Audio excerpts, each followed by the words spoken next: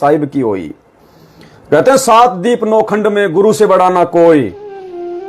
अब सात दीप नौखंड में तो सब जीव है, तो गुरु से बड़ा ना कोई, तो गुरु जी कौन हुए फिर? जीव है क्या?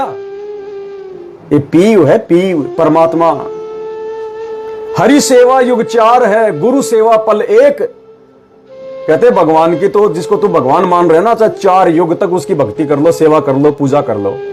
और गुरु जी की अगर तुमने एक पल आंख झपकने जितनी देर भी तुमने अगर गुरु जी की मर्यादा में रह के भक्ति कर ली, 4 युग भगवान की भक्ति से ज्यादा है। तो बताओ हम मूर्ख हैं क्या जो दाढ़ी मूछ वाले का प्रकट दिवस मनाएंगे और अपने गुरु जी का जन्मदिन मनाएंगे? हम मूर्ख हैं क्या जो घर के दरबार में दाढ़ी मूछ वाले की फोटो रखेंगे? हम पतिव्रता आत्मा है। पतिव्रता आत्मा केवल अपने पति से संपर्क रखती है।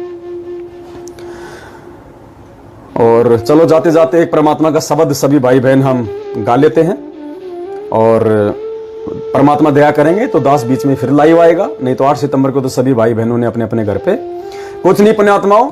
और एक चीज का ध्यान रखना, कोई भी भाई बहन सूजी का हलवा ना बनाए, बेसन का हलवा ना बनाए।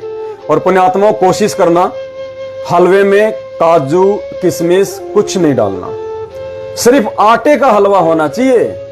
सतलोक आश्रम बरवाड़ा में या गुरुजी जहां जहां भी भोग लगाते थे या जो पाठ होता था, केवल आटे का हलवा बनता है।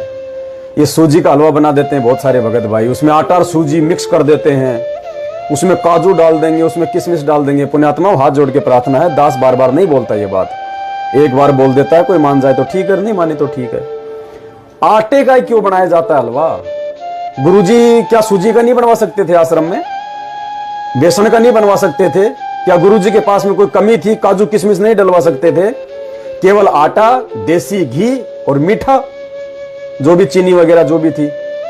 आटे का क्यों बनवाते हैं परमात्मा? ये विधान है परमात्मा का, क्योंकि पुण्यात्मा जो गेहूं होता है, गेहूं पूरी सृष्टि में मुख्य अन्न में आता है।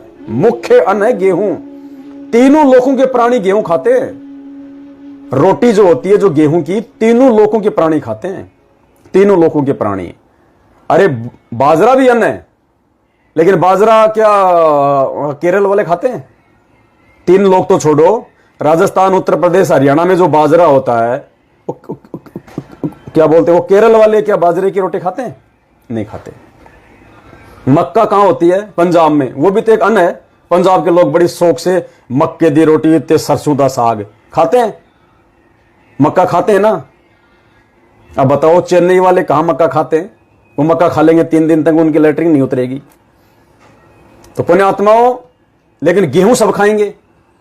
गेहूं साउथ इंडिया में भी खाएंगे, नॉर्थ इंडिया में खाएंगे, उत्तर में खाएंगे, पश्चिम में खाएंगे, पाकिस्तान खाएगा, हिंदुस्तान खाएगा, अमेरिका खाएगा, हर देश का कोना कोना, हर देश का व्यक्ति गेहूं खाएगा।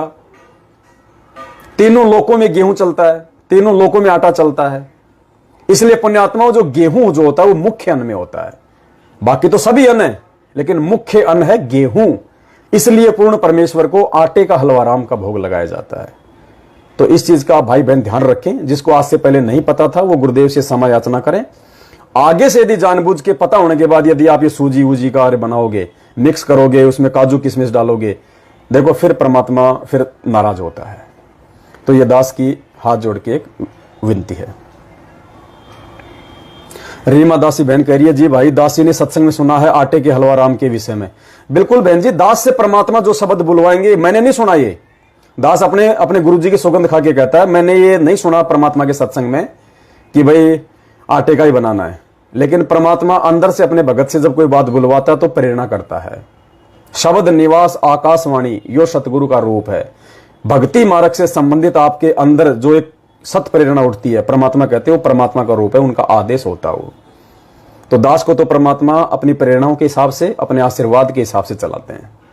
इसलिए दास कहता है कि जो भी शब्द इस कुत्ते के मुख से निकल जाता है ना, वो परमात्मा बुलवाते हैं। परमात्मा, मेरे शब्द मत समझ लेना आप उनको। और यही गलती करके लोग साथ संगति से दूर हट रहे हैं। यही गलती करके लोग साथ संगति से दूर हट रहे हैं। बाकी आज के लाइव वीडियो में यदि इस कुत्ते से किसी भी भाई बहन को मन कर्म वचन से कोई चोट लगी हो तो दास बिल्कुल हाथ जोड़ के क्षमा प्रार्थी है। कान पकड़ता है, उस आत्मा के पैर पकड़ के दास समायाचना मांगता है। यदि मेरे किसी भी शब्द से किसी को कोई चोट पहुंची हो तो, क्योंकि मेरा मकसद किसी को चोट पहुंचाने का नहीं है, ना हुआ ना होगा। मेरा मकसद है सच को सच बताने का। और पुण्यात्माओं, दास की ड्यूटी परमात्मा ने लगाई है। दास